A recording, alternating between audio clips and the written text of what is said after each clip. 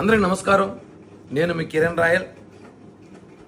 మనం చూసుంటాం నిన్నటి రోజు వైసీపీ అధికార ప్రతినిధి అని చెప్పుకోవడం ఏంటి, వైసీపీ అధికార ప్రతినిధి అని చెప్పి ఈ గత కొద్ది రోజులుగా టీవీల్లో వచ్చి వెనకాల జగన్ బొమ్మ పెట్టుకొని ఓవర్ యాక్షన్ చేస్తున్న శ్యామల నిన్నటి రోజు తెలంగాణలో కేసు నమోదైంది.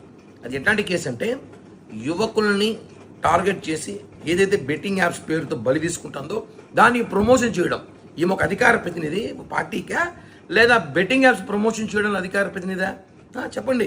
ప్రతి ఒక్కడి వ్యక్తిగత విషయాలు, ప్రతి ఒక్కడి వ్యక్తిగత జీవితాలు ఈమె వేలు పెడుతుంది. వాళ్ళని నరికేయాలి, వాళ్ళని తాట తీయాలి, తొక్కి పెట్టాలంటుంది. ఇప్పుడు ఈమెను ఏం చేయాలి చెప్పాలి. వైసీపీ పేటీఎం కానీ చెప్పాలి ఇప్పుడు. ఎందుకంటే బెట్టింగ్ యాప్స్ ఎంతమంది నేరం తెలుసు, ఎంతమంది బలైపోతున్నారో తెలుసు. నేను ఇప్పుడు ఒకటి అడుగుతున్నా వైఎస్ఆర్ కాంగ్రెస్ పార్టీ వాళ్ళని, ఈమెని వెంటనే శ్యామలని సస్పెండ్ చేయండి.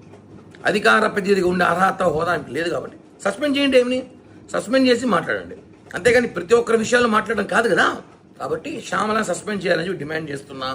అదేవిధంగా ఏదైతే ఏపీలో కూడా బెట్టింగ్ యాప్స్ ద్వారా చాలామంది యువతులు బలయ్యారో అవన్నిటి కూడా పరిశీలించి ఈమె మీద కేసు నమోదు చేసి మర్డర్ కేసు పెట్టాలి. ఎందుకంటే ఇక్కడ కూడా చాలామంది ఏపీ రాష్ట్రంలో చనిపోయారు.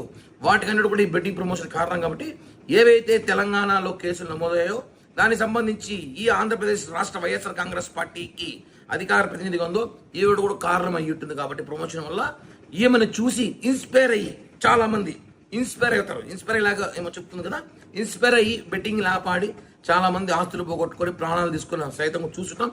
కాబట్టి ఈమె సూక్తులు, ఈమె ప్రవచనాలు అందరూ చెప్తుంటుంది. చాలా వరకు ఇవన్నీ సోది పక్కన పెట్టి శ్యామల గారు కూడా అన్నాను. ఎందుకంటే గారు అనే గొప్ప నేను చేయట్లే. శ్యామల మీద కేసు నమోదు చేయాలి, వైసీపీ నుంచి సస్పెండ్ చేయాలి.